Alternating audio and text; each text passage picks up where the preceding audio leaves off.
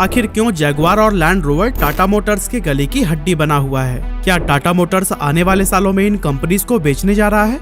अब दोस्तों, जब भी हम जैगुआर और लैंड रोवर का नाम सुनते हैं तो हमें रतन टाटा और बिल फोर्ड की वो लेजेंडरी स्टोरी याद आती है, जिसमें रतन टाटा ने अपने अपमान का बदला फोर्ड से जैगुआर और लैंड रोवर को खरीद कर लिया था। टाटा मोटर्स की ये डील 2008 में हुई थी और तब से लेकर आज तक ये iconic car brands Tata Motors का ही हिस्सा बने हुए हैं। अब टाटा मोटर्स दुनिया की लीडिंग ऑटोमोबाइल कंपनीज में से तो एक है ही, लेकिन ये इंडियन मार्केट को पूरी तरह से डोमिनेट कर रही है।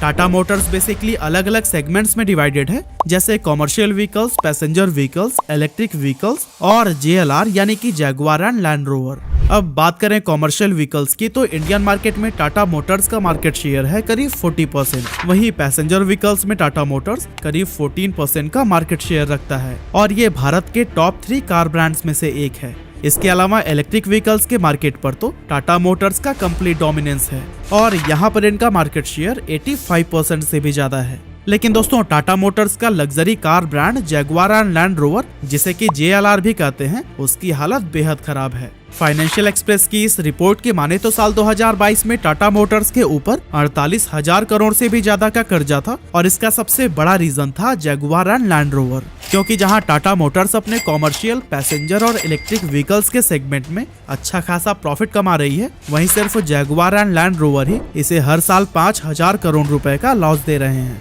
हालांकि इन आंकड़ों को देखने के बाद भी टाटा मोटर्स के फॉर्मर CEO नटराजन चंद्रशेखरन का कहना है कि साल 2024 के अंत तक Tata Motors net date zero company बन जाएगी, यानी कि कंपनी अपने सारे कर्ज का निपटारा कर चुकी होगी। लेकिन उनका यह भी कहना है कि जैगुआर एंड लैंड रोवर के कर्ज को चुकाने में थोड़ा और टाइम लग सकता है। पर अब सवाल आता है कि आखिर जैगुआर और लैंड रोवर टाटा मोटर्स के गले की हड्डी क्यों बनी हुई है और क्यों खास तौर से जैगुआर की हालत और भी खस्ता हाल है। तो दोस्तों, आपको बता दूं कि जब 2008 में टाटा मोटर्स ने इन दोनों कार ब्रांड्स को खरीदा था, तब ये दोनों अलग अलग हुआ करते थे, पर आगे चलकर 2013 में इन्हें मर्ज करके जैगुआर लैंड रोवर यानी JLR बना दिया गया। हालांकि इनकी कार्स अभी भी अलग अलग ही बनाई और बेची जाती हैं। अब ग्लोबल लेवल पर बात करें तो लैंड रोवर जैगुआर से ज्यादा सेल्स करती है और इसकी सेल्स लगातार इंक्रीज भी हो रही है, पर खास तौर से जैगुआर अपने कॉम्पिटिटर लग्जरी कार ब्रांड से काफी पीछे छूटता हुआ नजर आ रहा है। एग्जाम्पल के लिए अगर हम BMW की बात करें तो ये कंपनी भी उसी प्राइस रेंज में कार्स बनाती है जिसमें कि जैगुआर अपनी कार बना रही है। पर साल 2021 में जहां BMW ने US मार्केट में अपनी 3,36,000 कार्स बेची थी, वहीं जैगुआर ने सिर्फ 18,000 कार्स ही सेल की थी। और अगर इंडियन लग्जरी कार मार्केट में देखें तो जैगुआर तो कहीं नजर ही नहीं आता। पर सवाल यह है कि जैगुआर जैसा कार ब्रांड, जो एक समय दुनिया में लग्जरी और स्टेटस का सिंबल माना जाता था, उसकी ऐसी हालत हुई कैसे? तो बेसिकली इस सवाल का जवाब पाने के लिए हमें जैगुआर की हिस्ट्री में झांकना होगा, जो काफी अप्स एंड डाउन से भरी हुई है। तो बेसिकली जैगुआर की शुरुआत 26 अक्टूबर 1933 को विलियम लॉयंस ने की थी और साल 1935 में इन्होंने अपनी पहली कार SS जैगुआर मार्केट में उतारी थी। जैगुआर ब्रिटिश मोटर होल्डिंग्स यानी BMH के अंडर आता था और अपने शुरुआती दिनों में यह काफी सक्सेसफुल हुआ करता था। इनकी स्पोर्ट्स कार और लग्जरी सेडान्स ग्लोबल लेवल पर काफी पॉपुलर हो रहे थे और कंपनी भी काफी अच्छा खासा प्रॉफिट जनरेट कर पा रही थी। पर साल 1966 में ब्रिटेन की गवर्नमेंट ब्रिटिश मोटर होल्डिंग्स को फोर्स करती है कि वो ब्रिटिश लीलैंड के साथ में मर्ज हो जाएं। अब गवर्नमेंट के प्रेशर में आकर कंपनी के बोर्ड ऑफ मेंबर्स को ही एक्सेप्ट करना पड़ता है और यहाँ से जैगुआर ब्रिटिश लीलैंड के हाथों में चला जाता है। और दोस्तों, यही टाइम है जब जैगुआर के बुरे दिन शुरू हो जाते हैं। अब जैगुआर अपना रिसर्च एंड डेवलपमेंट इंडिपेंडेंटली नहीं कर पा रही थी, जिससे कि उनकी कार्स की क्वालिटी गिरने लगती है और मार्केट में जैगुआर का नाम खराब होने लगता है। लगातार हो रहे लॉसेस को देखते हुए साल 1989 में जैगुआर को फिर से बेच दिया जाता है और इसका नया मालिक बनता है फोर्ड, जिसने इसे $2.5 बिलियन में खरीदा था। इसके बाद से साल 2000 में फोर्ड लैंड रोवर को भी खरीद लेती है और ये दोनों लग्जरी कार ब्रांड्स इसी कंपनी के पास आ जाते हैं। अब दोस्तों, यहाँ पर फोर्ड के साथ प्रॉब्लम ये थी कि उन्होंने कभी भी लग्जरी कार्स बनाई ही नहीं थी और इसीलिए वो इन ब्रांड्स को सक्सेस तक नहीं ले जा पाते हैं। आखिरकार 2008 में लगातार लॉसेस झेलने के बाद फोर्ड इन दोनों ब्रांड्स को बेचने का फैसला करता है और फिर $2.3 बिलियन में टाटा मोटर्स इन्हें खरीद लेता है। अब दोस्तों, नोट करने वाली बात तो यहाँ ये है कि इन दोनों ब्रांड्स को फोर्ड उस कीमत से भी कम पर बेच देता है जिस पर उन्होंने जैगुआर को 1989 में खरीदा था। फोर्ड ने इन दोनों कंपनीज को इस हद तक इग्नोर किया था कि इतने लंबे समय के बाद भी उनके पास इन कार ब्रांड्स के लिए एक प्रॉपर कैश मैनेजमेंट सिस्टम तक नहीं था। Basically cash management system company में कैश के फ्लो को मैनेज करता है, जो अल्टीमेटली पैसों का सही इस्तेमाल इंश्योर करता है। टाटा मोटर्स ने इस एक्विजिशन के ठीक बाद सबसे पहले तो जैगुआर और लैंड रोवर को प्रॉपर कैश मैनेजमेंट सिस्टम दिया। साथ ही 2009 में उन्होंने इन कंपनीज के प्रोडक्ट डेवलपमेंट और टेक्नोलॉजी इंप्रूवमेंट के लिए करीब $1.5 बिलियन खर्च किए। साथ ही साल 2013 में ही टाटा ने इन दोनों ब्रांड्स को मर्ज करके JLR यानी कि जैगुआर लैंड रोवर बना दिया। टाटा मोटर्स के ये एफर्ट्स रंग लाए और JLR ने $46 मिलियन का प्रॉफिट किया, जो कि काफी लंबे समय के बाद आया था। लेकिन फोर्ड की तरह ही टाटा मोटर्स को भी लग्जरी कार्स बनाने का कोई भी एक्सपीरियंस नहीं था, जिसकी वजह से रिसर्च एंड डेवलपमेंट का सारा जिम्मा हमेशा से ही JLR की मैनेजमेंट पर रहा। टाटा मोटर्स ने समय समय पर JLR की मैनेजमेंट में कई सारे चेंजेस किए और इसे सुधारने की कोशिश की, लेकिन अनफॉर्चुनेटली यहाँ इनोवेशंस की खासी कमी देखने को मिली और JLR की मैनेजमेंट ने कभी भी सिचुएशन को ठीक ढंग से संभाला ही नहीं। 2010 से 2018 तक जैगुआर लैंड रोवर ठीक ठाक बिजनेस कर रहे थे और एक्सपर्ट्स की माने तो इसका पूरा श्रेय रतन टाटा सर को जाता है। लेकिन 2019 में JLR की किस्मत फिर से पलट गई और द गार्जियन की इस रिपोर्ट की माने तो उस साल कंपनी को 3.6 बिलियन पाउंड्स का लॉस हुआ था, जो कि सच में बहुत ज्यादा था। और दोस्तों तब से लेकर आज तक JLR लगातार लॉसेस झेल रही है और यह टाटा मोटर्स के लिए एक बड़ी प्रॉब्लम बनकर सामने आई है। JLR के लॉसेस का सबसे बड़ा कारण इनका मार्केट के फ्यूचर ट्रेंड्स को न समझ पाना कहा जाता है।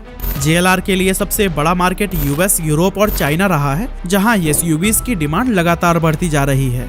SUVs यानी sports utility vehicle on road के साथ साथ ऑफ रोड ट्रेवल में भी काफी हेल्पफुल होती है और इनके अंदर सेडान्स के कंपैरिजन में ज्यादा स्पेस होता है। यही कारण है कि पिछले 10 सालों में ग्लोबल मार्केट में SUVs की डिमांड डबल से भी ज्यादा हो चुकी है। अब यहाँ पर लैंड रोवर ने तो अपनी SUVs ठीक ठाक सेल की है, पर अनफॉर्चुनेटली जैगुआर ने 2017 तक मार्केट में कोई भी SUV उतारी ही नहीं थी।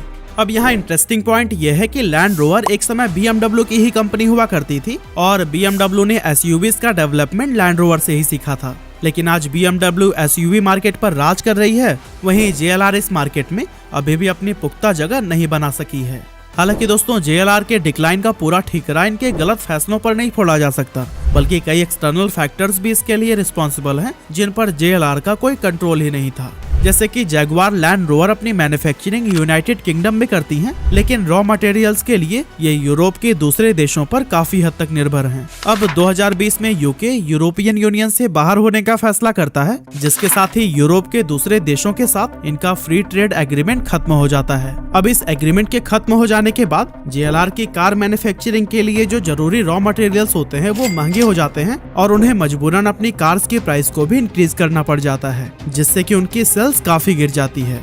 दूसरी ओर यूरोप में इलेक्ट्रिक व्हीकल्स की सेल्स को बूस्ट करने के लिए डीजल कार्स पर प्रतिबंध बढ़ाए जा रहे हैं, जिसका सीधा इम्पैक्ट JLR की सेल्स पर पड़ रहा है। अब अगर देखा जाए तो JLR EV मार्केट में भी एंट्री ले चुका है, पर ग्लोबल प्लेयर्स के कंपैरिजन में ये कंपनी अभी काफी पीछे है। अब हमारा पड़ोसी देश चाइना भी जैगुआर लैंड रोवर के लिए एक बड़ा मार्केट हुआ करता था, पर भारत की तरह चाइना भी पिछले कुछ सालों से अपने देश की कंपनीज को स्ट्रॉन्ग करने के लिए विदेशी कंपनीज पर रेस्ट्रिक्शंस लगा रहा है, क्योंकि JLR की कार्स पर हैवी इंपोर्ट ड्यूटी लगाई जा रही है और उन्हें चाइना में फैक्ट्री स्टैब्लिश करने के लिए फोर्स किया जा रहा है। और दोस्तों रही सही कसर कोविड-19 ने पूरी कर दी, जिसके कारण JLR की सप्लाई चेन बहुत ज्यादा डिस्टर्ब हो गई।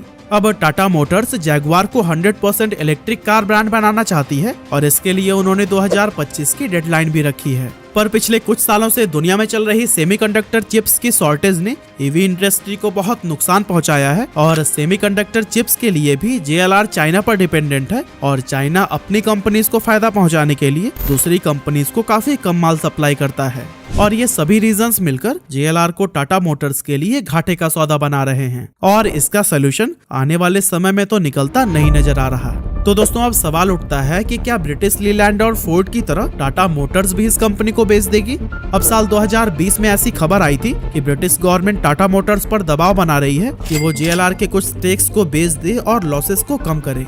हालांकि टाटा मोटर्स ने ऐसा करने से साफ इनकार कर दिया था। अब रॉयटर्स की इस रिपोर्ट के अकॉर्डिंग 2023 में JLR एक बार फिर से प्रॉफिट की ओर बढ़ रही है और जहां तक मेरा मानना है रतन टाटा सर जैगुआर और लैंड रोवर को खरीदने की अपने फैसले को गलत साबित नहीं होने देंगे। वैसे आपको क्या लगता है, जैगुआर लैंड रोवर को खरीदने का फैसला टाटा मोटर्स के लिए सही था या फिर नहीं? आप अपना ओपिनियन भी हमें कमेंट करके जरूर बताइएगा।